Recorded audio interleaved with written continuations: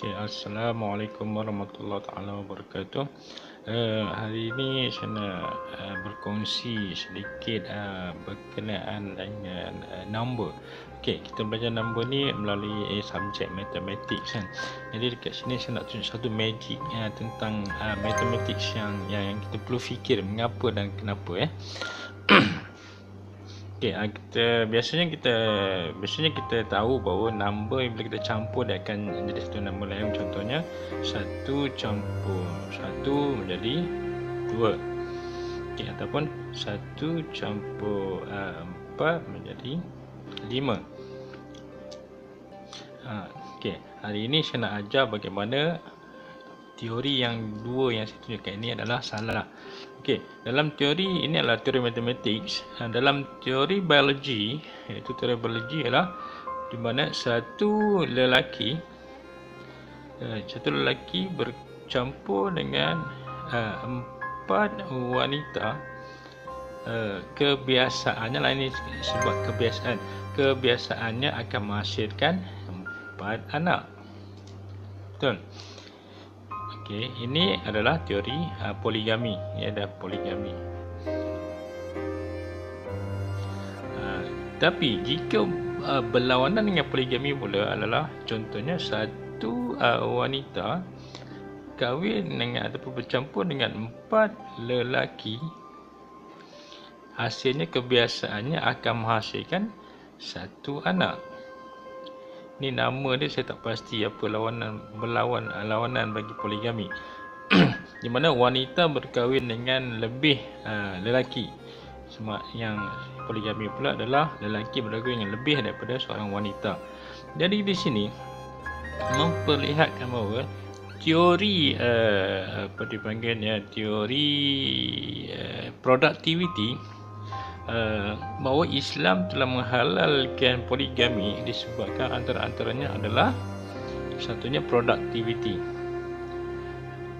Kita lihat bagaimana kaum penjajah ataupun Yahudi, Zionis ataupun pihak Barat cuba memburuk-burukkan poligami dengan memberi impak ataupun cerita yang bermacam-macam yang negatif supaya masyarakat kita terima apa kesan-kesan yang diwawarkan oleh pihak media Barat. Ini adalah kerana Barat, terutama pihak-pihak Zionis ini, dia tidak mahu kelahiran umat Islam yang ramai dalam masa yang singkat.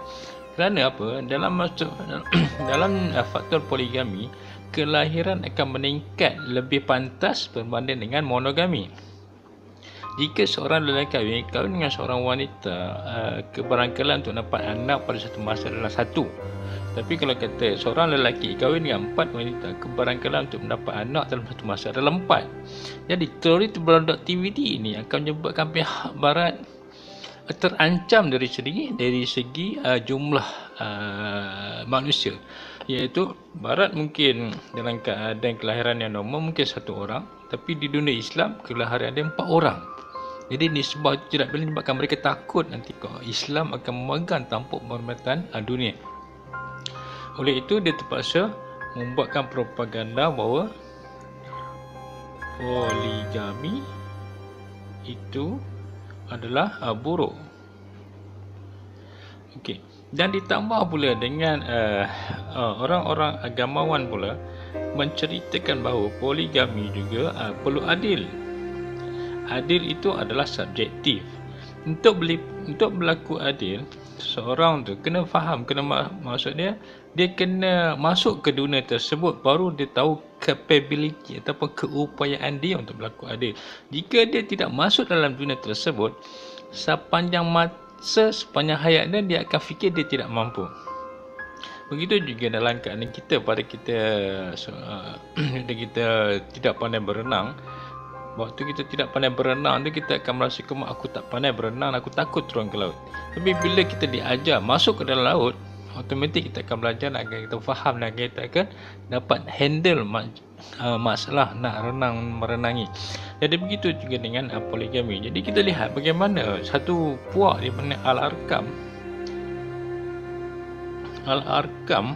satu kumpulan yang pernah yang pernah menjadi cerita besar di tanah Melayu, di mana puak-puak Arkam ini telah menjadikan poligami sebagai sebahagian daripada package mereka. Jadi di sini bagaimana kita lihat orang Al-Arkam ini telah brainwash, telah twist pemikiran wanita dan lelaki di dalam kumpulan mereka, sehingga mereka menjadikan poligami itu satu kemestian. Lihat, bukan masalah Melayu. Dia adalah masalah pemikiran. Jadi kalau kita betulkan pemikiran masyarakat kita dengan menunjukkan bahawa poligami itu bukan pencetus masalah masyarakat, tapi adalah poligami adalah penyelesaian yang paling lengkap yang pernah wujud di atas muka bumi ini. Jadi kita lihat masalah poligami ini, kita akan lihat kalau kita tidak tangani masalah poligami ini dengan betul, kita akan lihat banyak rumah-rumah pelacuran, rumah-rumah urut, pusat hiburan tumbuh bagaikan cendawan selepas hujan. Kerana apa? Kerana permintaan di pasaran terlalu tinggi. Kenapa permintaan di pasaran terlalu tinggi? Kerana lelaki yang ada tu tidak mendapat keinginan yang dikehendaki, kan? Jadi ataupun masalah yang lain adalah bila wanita jumlahnya lebih tinggi daripada lelaki. Jadi bagaimana nak menyelesaikan, katalah contohnya ada 10 wanita PS dengan 3 lelaki. Bagaimana nak menyelesaikan masalah lagi 7 wanita yang tidak berlaki? Jadi Islam telah lihat proses ni adalah menentukan masalah sosial itu dapat diatasi adalah dengan mewujudkan poligami. Poligami akan menyelesaikan banyak masalah sosial yang wujud dalam masyarakat kita, terutamanya tadi di mana pusat pelacuran ni akan tertutup dengan sendirinya, pusat masa akan tertutup dengan sendirinya, pusat hiburan juga akan mereka tidak akan terhibur lagi di dalam pusat hiburan kerana mereka ada isteri-isteri yang akan bersama dengan mereka, sama ada dalam bentuk keseronokan ataupun melayani masalah-masalah yang akan dihadapi oleh mereka. Jadi kita perlu lihat bahawa poligami itu bukan sesuatu yang jijik, tapi kita melihat bahawa poligami itulah penyelesaian bagi setiap masalah wanita. Kerana wanita yang wanita yang terlibat dalam poligami itu adalah terbela nasibnya berbanding dengan wanita yang menjadi perempuan simpanan pada lelaki-lelaki yang tertentu. Jadi untuk itu saya memikirkan bahawa tiada jalan lain untuk menyelesaikan masalah sosial yang melanda masyarakat kita hanya dengan poligami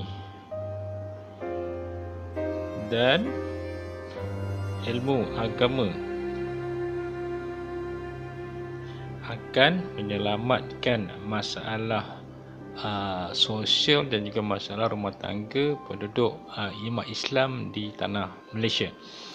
Kita lihat bahawa kebanyakan masalah yang terjadi dalam masyarakat kita yang terutamanya yang berkahwin satu dengan satu. Ini ialah masalah yang paling banyak melanda di dalam negara kita. Tapi bagi keluarga yang satu lelaki yang berkahwin dengan 2 lebih wanita, contohnya 4 perempuan, jarang terjadi masalah yang kita lipat dengar di mana-mana bahawa orang berpoligami ni hidup dia ataupun masalah dia sampai ke tahap yang terlalu jijik untuk lihat. Tidak ada. Kita lihat bahawa dalam contoh baru-baru ni seorang lelaki Dengan 4 isterinya, anak-anaknya semua mendapat kejayaan dalam SPM. SPM, anak-anak dia berjaya. Lihat, bukan poligami yang memberikan masalah, tapi bagaimana agama dan ilmu tu menentukan hala tuju seseorang itu. Jadi, saya bercakap ni atas fakta dan bukan atas emosi.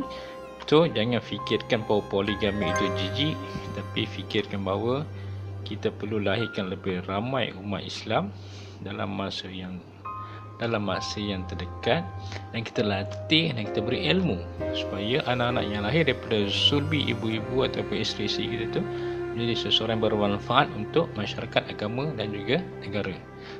Semoga apa yang saya bincangkan pada hari ini memberi manfaat pada siapa yang mendengarnya.